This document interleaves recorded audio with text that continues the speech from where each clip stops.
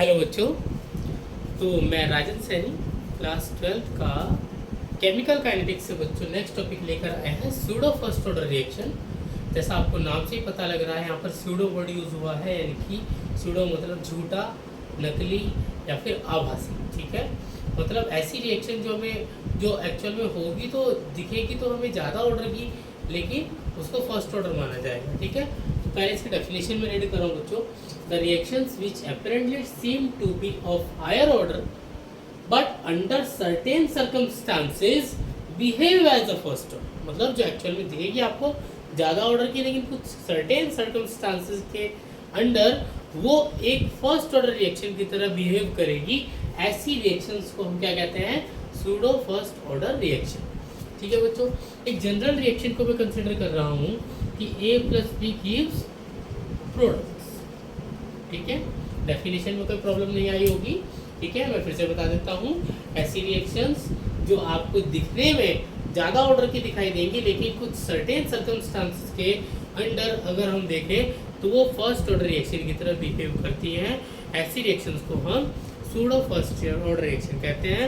कुछ बातें और बता दूँ कि यहाँ पर कि जब रिएक्टेंट्स होंगे जो आपको और वो कंसंट्रेशन दिखाई देगी, किसी एक रिएक्टेंट की कंसंट्रेशन जो होगी वो हायर कंसंट्रेशन होगी, यानी कि ज़्यादा अमाउंट में होगी। जैसे ज़्यादातर हम देखते हैं कि सॉल्वेंट जो होता है वो ज़्यादा क्वांटिटी में होता है।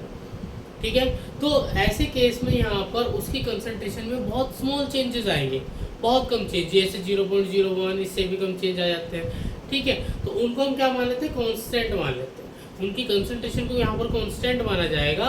तो यहाँ पर जो कंसंट्रेशन, जो रेट डिपेंड करेगा, वो डिपेंड करेगा उस रिएक्टेंट की कंसंट्रेशन पर जो स्मॉल अमाउंट में। ठीक है, और उसी पर हम बात करेंगे। ठीक है, चलिए देखते हैं। तो यहाँ पर जो रेट आएगा, रेट क्या आएगा इस रिएक्शन के लिए? इज इक्वल्स टू के ए एंड बी।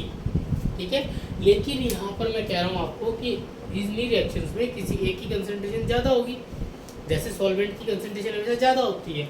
तो मान लीजिए कि यहाँ पर जो B है, B लार्ज क्वांटिटी में, B की कंसंट्रेशन जो है वो लार्ज है, तो B की कंसंट्रेशन को क्या मान लेंगे?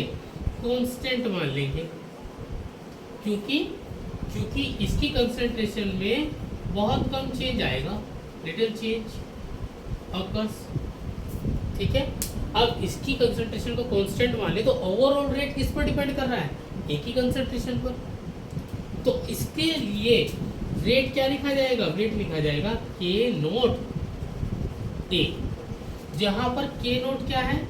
के नोट होगा के कंसंट्रेशन ऑफ बी। बात समझ में आ रही है?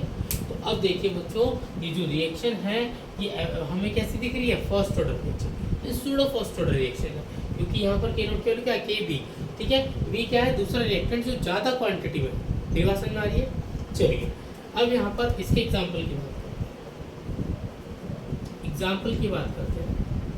एग्जाम्पल है एसिड कैटेलाइज्ड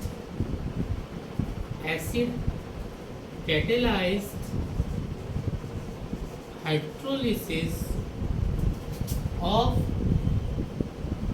इथाइल एसीटेट का एसिड कैटेलाइज्ड हाइड्रोलिसिस पर बात करें तो फॉर्मूला क्या होता है? इथाइल एसीटेट का CH3COO C2H5। अब आप इसका हाइड्रोलिसिस करा रहे हैं तो रिएक्शन कराएंगे वाटर से।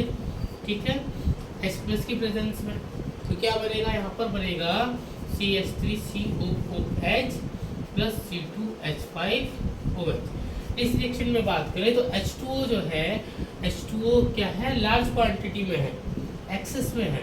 तो वैसे तो देखिए इसका रेट जो होगा, रेट आपको लगेगा जो अपीरेंटली सीम कहते हैं कि ऑफ हायर ऑर्डर, वो क्या है?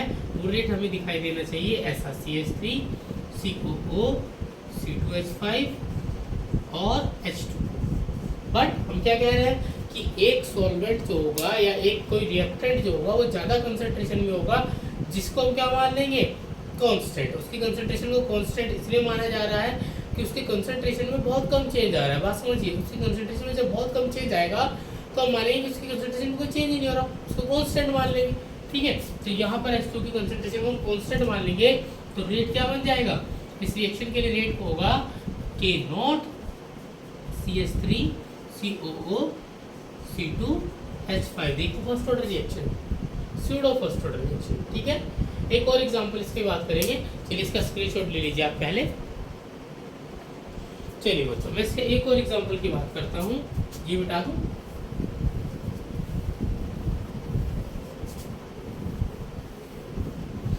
अब एक और एग्जांपल की बात करते हैं। दूसरा एग्जांपल है बच्चों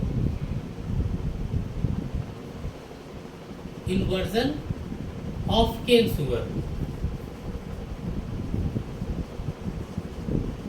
इसमें भी क्या होता है बच्चों, यहाँ पर आप C12H22O11 शुगर की रिएक्शन कराएंगे वाटर से एसिड के प्रेजेंस में, तो क्या बनेगा C6H12O6 प्लस C6H12O6, यानी कि यहाँ पर ये क्या है शुगर, ये क्या बनते हैं आपके ग्लूकोज एंड फ्रक्टोज। इस केस में भी अगर आप बात करें तो आपके हिसाब से क्या होना चाहिए था, जो रेट होगा वो होना चाहिए था यहाँ पर जो अपीयर हो रहा है हमें C12H22O11 एंड H2 दिख रही है ऑर्डर 2, यानी कि इसका ऑर्डर 2 है, सेकंड ऑर्डर रिएक्शन दिख रही है। बट हम क्या क्या मान रहे हैं यहाँ पर, क्या हो रहा है कि H2O जो है वो ज़्यादा क्वांटिटी में है, उसको हम क्या मान लेंगे कांस्टेंट। तो रेट क्या दिखना चाहिए यहाँ पर, रेट होगा K0 C12H22O11। ये भी क्या है बच्चों, एक सूडो फर्स्ट ऑर्डर रिएक्शन। बात समझ में आया है? ठीक है, टॉपिक को ध्यान से पढ़ेंगे, नहीं समझ में आया वीडियो को फिर से देखेंगे। ठीक है, और मिलते हैं बच्चों नेक्स्ट वीडियो में इंटीग्रेटेड रेट लॉ के साथ।